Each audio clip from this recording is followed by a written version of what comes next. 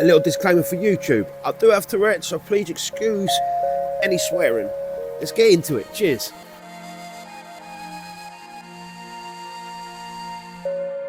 Hello guys, I'm Jim. Welcome back to Growers and Showers. So I've got a bit of an update this week. I have unfortunately had my first death. I lost a fish. Gutted. It's a beautiful one as well. Yeah, look at it. It done well. I did see this one flashing, you know, so I'm not sure what's killed it at this stage. But I have been doing tests. I have been trying to work it out and understand it. Done the levels of both ponds. I'm still having issues with this one behind me on this side, but this one seems to be doing okay. The one that's got the 100 small fish in. But I did find the dead fish in here. Now, I have managed to heat this pond as well. So a few things have happened. I've hard plombed some stuff in. I've managed to get the heating working. And I have not done as many water changes this week. I've tried to limit it and tried to use some chemicals, some products, fish safe ones obviously, to counter my issues while I'm, you know, trying to get to the bottom of it and trying to get my systems up to the cope. I'm pretty sure both my systems, I'll show them now. Got the Easy Pod and a shower. It's only homemade, but it's full of sponge in the top and then Alpha Grog in the bottom on this one. On this one, we got Backy House Media at the top and Alpha Grog at the bottom. And this one's got a big, it's quite an old, but it's a big Cockney Koi multi-chamber, 2 chambers, one full of Japanese matting and the other with K3 media. And I think, you know, from these are 2,600 litre ponds, and both of these filter systems should be able to take the load that I've put on them. But at the moment, they're not. So let's get to the dead fish. What I've done is I checked the water qualities. Everything was, all the water quality, fuck off. All the water quality was absolutely fine. So then I've done my first scrape. Now, I've never done a scrape before. I did buy a microscope a few months back when, you know I've got to do scrapes on my fish in the main pond before I add any of these fish into it. So I bought it in preparation and just to be more prepared if something went wrong. And, yeah, I done that. So, Mrs. got some good footage of me trying to, I look all very serious, all very serious and that.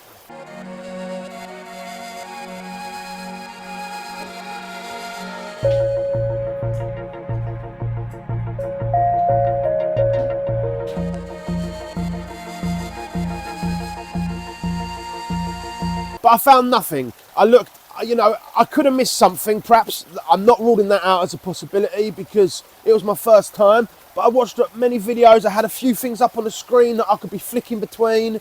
You know, I was trying my absolute best to make sure I covered all bases, but I could have got it wrong. Oh, no, that's a fluke. That doesn't look like that. No, that's not like that, is it? But from the scrape, I found nothing on the dead fish to indicate there was any parasites. Now, I'd seen this particular fish that died flashing a couple of times. I'll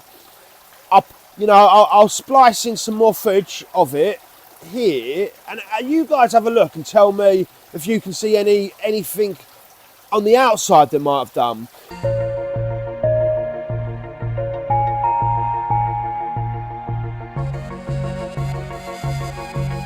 Now, I did have a tiny gap on my water in that the fish could swim through, and there is a possibility that this fish swam and got stuck in there. So again, now I've changed that. And yeah, so again, there's a few possibilities it could be. And then again, in chicken rearing, you know, I might have 30 chickens, hatch out 30 chicks, and only 28 of them are going to make it to chick. You're going to get a couple that die, no matter how good you are, no matter speak! Fuck off! No matter how good you are, no matter what, you are going to get some deaths. And so I'm wondering, this is my theory, that it could have just been that. But I hold my hands up. I don't know what killed my fish, and when you don't know, I think it's better. I would have almost been better to find the parasite, know the problem. But I've took preventative steps. I've changed the inlet. I've been monitoring all the rest. None of the rest look bothered. They're feeding well.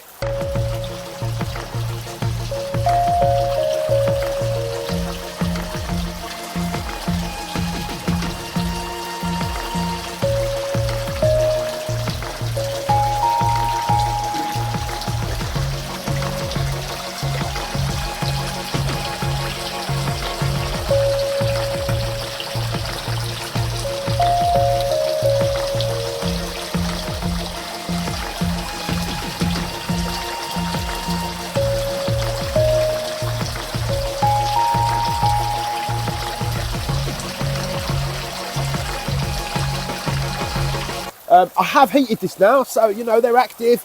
But I will say, since heating it and them getting a bit more active, the ammonia has spiked a little bit today, which I'm a bit concerned at. So it's at 0.05, I reckon. So I'm going to have to put some product in here as well today, and I'll do my water changes on a Wednesday, and try and get my videos out on a Friday. So I'm trying to get myself into a little routine, because I work better in a routine. And but every morning I'm doing the water checks. I don't know if that's too much, if I'm being too on it, but I've certainly got some cycling issues that I need to get through. But yeah, give me a like, give me a subscribe, give me a comment if you've enjoyed the video, and I'll be making more, so don't you worry about that. And I will see you in the next one. Cheers.